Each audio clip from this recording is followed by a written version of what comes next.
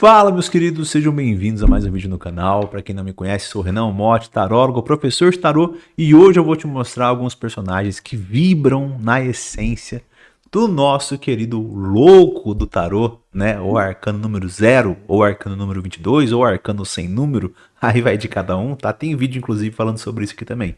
Mas vamos lá, gente. Eu tô começando aqui uma nova série de vídeos, onde eu vou apresentar alguns ali personagens, 4, 5 personagens aí por vídeo, tá?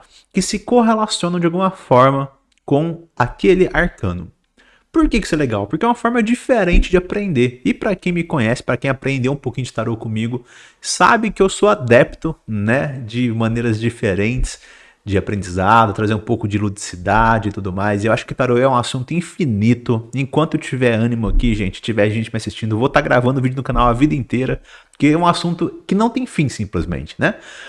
Então, essa ideia dessa série de vídeos partiu da minha querida namorada Miliaura, né? Para quem não conhece ela, eu vou deixar o Instagram dela aqui embaixo também para vocês seguirem, tá? Ela é taróloga também.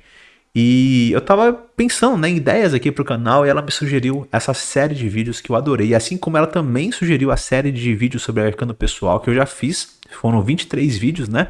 E agora vão ser mais 22 aqui. Então tem muita coisa pra gente conversar. Vai sair um vídeo por semana. Então se você não tá inscrito no canal, se inscreve para acompanhar. Deixa o likezinho também aqui pro seu algoritmo já entender que você tá buscando se aprofundar no tarô, que você quer conhecer, para ele te jogar mais vídeos nesse sentido, não só do meu canal, mas de outros também. E é isso, bora lá começarmos a entender um pouquinho do louco através da análise de outros personagens. Nem todos os personagens vocês vão conhecer, tá, gente? Porque eu peguei muito do meu gosto particular também, né? Mas eu vou explicar os motivos, obviamente, de por que eles se correlacionam. E o primeiro é esse cara aqui, Dionísio. Dionísio, ou Baco, né?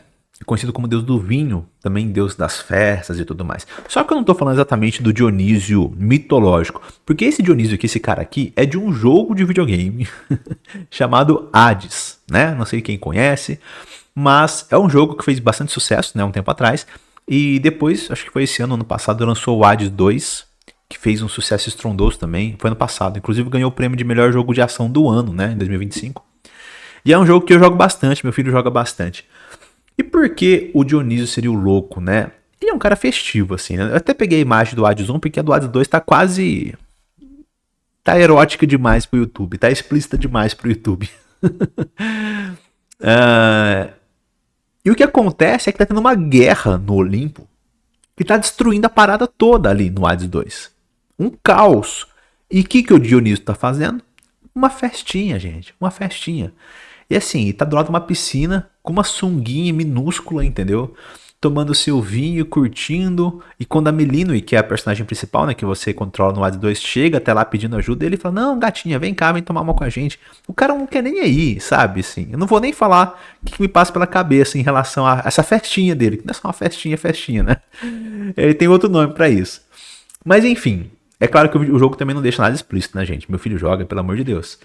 Mas é isso. A ideia é que o Dionísio, ele está ciente, ele sabe que está tendo uma parada ali no Olimpo, uma guerra. Só que o pensamento dele é assim: ah, se todo mundo for morrer, vai morrer, pelo menos a gente morre curtindo. E se não morrer, eles resolvem lá, deixa eu curtir minha festa. Ou seja, resumidamente, ele não tá nem aí pra paçoca. É muito a vibe do louco. Por quê? Porque às vezes na leitura a pessoa fala assim: ah, o que fulano pensa de mim? Porque a gente conversou isso, e eu quero entender por que ele não vem atrás de mim, porque eu revelei pra ele meus sentimentos, e não sei o que tem, tal. Sai o louco, às vezes o cara não tá nem aí pra paçoca, mas não tá nem aí, nem lembra o nome da menina. Às vezes a menina tá gastando dinheiro com tarô pra ver sobre o cara nem lembra o nome, tá nem aí. Não tá nem aí pra paçoca. Ah, mas eu falei que eu amo, o cara nem ligou, entrou por um ouvido e saiu pelo outro, sabe? Tem gente, tem pessoas e pessoas, né? Então, o Dionísio, nesse aspecto, se aparece muito com o louco. Que não é só ser irresponsável, inconsequente ou imaturo, mas é também não estar conectado com o que tá acontecendo, assim. Você tá disperso, tá vivendo o seu próprio mundo ali e tal, e não tá nem aí pro que acontece do lado de fora. Próximo personagem, meus queridos, Alice, né? E a Alice, eu não sou o primeiro, com certeza, a falar que ela se relaciona com o Arcano do Louco, porque tem tudo a ver, né? eu acho que a gente pode começar a partir do ponto da ingenuidade dela mesmo, né? O louco é muito ingênuo. O louco, ele é muito inocente, assim. Só que ele tem uma curiosidade dentro dele, inerente à persona dele, né? E é a mesma curiosidade que levou a Alice a seguir o coelho. O louco tá quase caindo do precipício, e a Alice, de fato, ela cai no buraco, né? E ela passa por experiências malucas, né? Então é aquele choque de realidade entre as loucuras das experiências que ela passa, das novidades que ela conhece, com a ingenuidade dela, a imaturidade que ela possui internamente. E embora seja uma história de crescimento, claro, como o louco do próprio Taru também cresce e se desenvolve, né? Então, ela seria um louco no sentido de viver uma experiência externa que se correlaciona com este arcano. Mas eu também separei aqui uma personagem muito querida, né? A Amélie Poulain, que ela vive isso de maneira mais interna. Ela é uma pessoa que não se encaixa muito bem nos padrões, assim, né? Pra quem não assistiu, O Fabuloso Destino de Amélie Poulain, um filme francês excelente. Acho que ganhou até Oscar de fotografia, porque as cores dele são maravilhosas. Tem aquele tom de humor meio inteligente, meio sutil, assim, que eu gosto bastante. Filmaço, tá, gente? Filme artístico, assim. E a Amélie, ela é muito diferente, assim, sabe? Tem um jeitinho dela de ser, assim como o louco, né? Só que as batalhas dela, a jornada dela é mais interna, é mais emocional do que externa, em comparação à Alice, né? Então eu coloquei ela como um contraponto, né? Uma forma diferente da gente poder entender como essa energia do louco pode reverberar aqui na gente. Esse também é outro filme que eu gosto bastante, sou apaixonado nesse filme, né? Forrest Gump. E Forrest Gump, eu até pensei em colocar ele como carro, e faz sentido também. Na verdade, eu até vou falar sobre ele novamente na Roda da Fortuna, provavelmente, porque também tem muito a ver com a Roda da Fortuna. Mas no carro é aquela cena clássica, né? Pra quem não viu, vou dar um pequeno spoiler, mas é um filme de, sei lá, dos anos 90, 80, então não acho que nem considerado spoiler mais.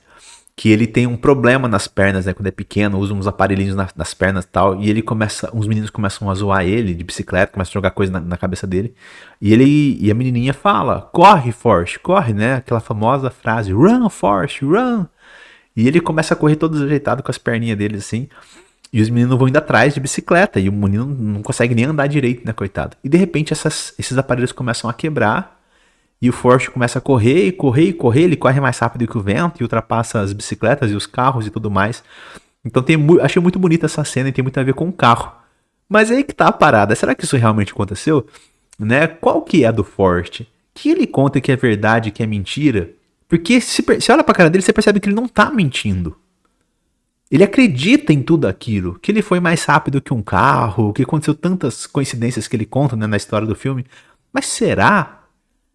E é aí que tá, é aí que entra a energia do louco. O louco, ele acredita totalmente. Não importa se é, sei lá, teoricamente falando, impossível ou muito improvável. Ele vai acreditar, ele venceu e acabou, entendeu? Então, esse é um aspecto do louco muito presente no Forrest. E não só isso, mas a aventura em si, né? A bagunça que se transforma a vida dele. Como ele diz, né? É uma caixinha de surpresa, uma caixinha de chocolate. Você nunca sabe qual que você vai encontrar ali dentro, né? Então, ele se permite se surpreender com o próximo capítulo da própria vida. Esse é o charme do filme e também um pouquinho do charme do louco, né?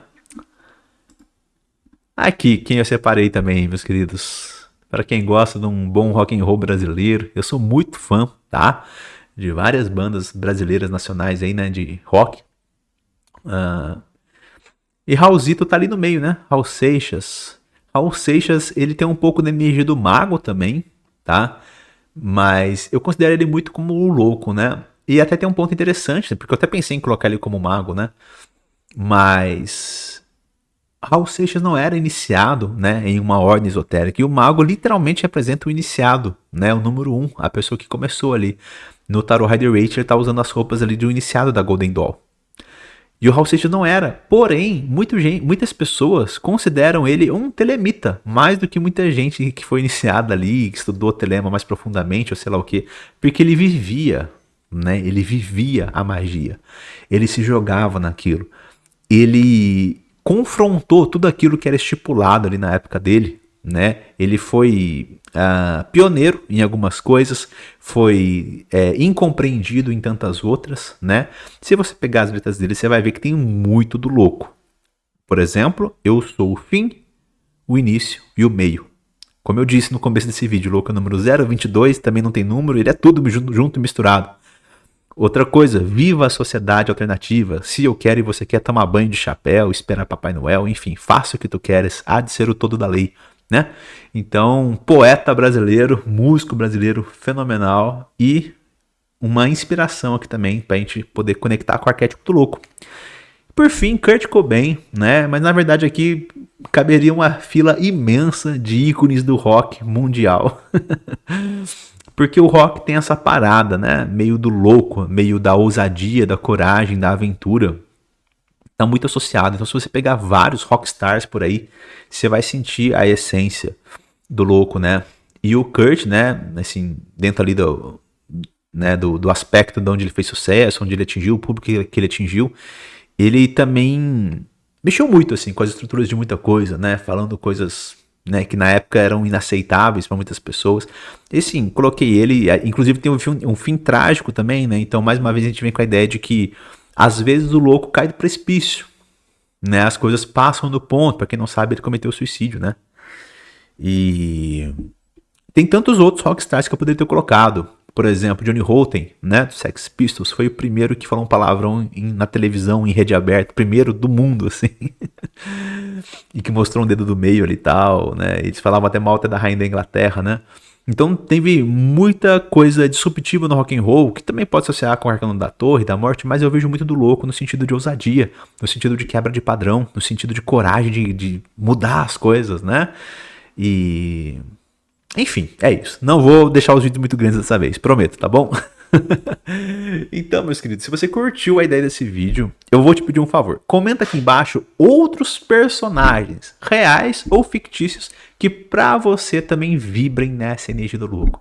Durante esse pequeno vídeo aqui, com certeza passou pela sua cabeça. Nossa, fulano, ciclano, beltrano também é o louco e tal. Então comenta aqui embaixo, quero saber, quero ter a sua opinião. A gente pode usando o espaço aqui de comentários para aprofundar as nossas conversas, tá?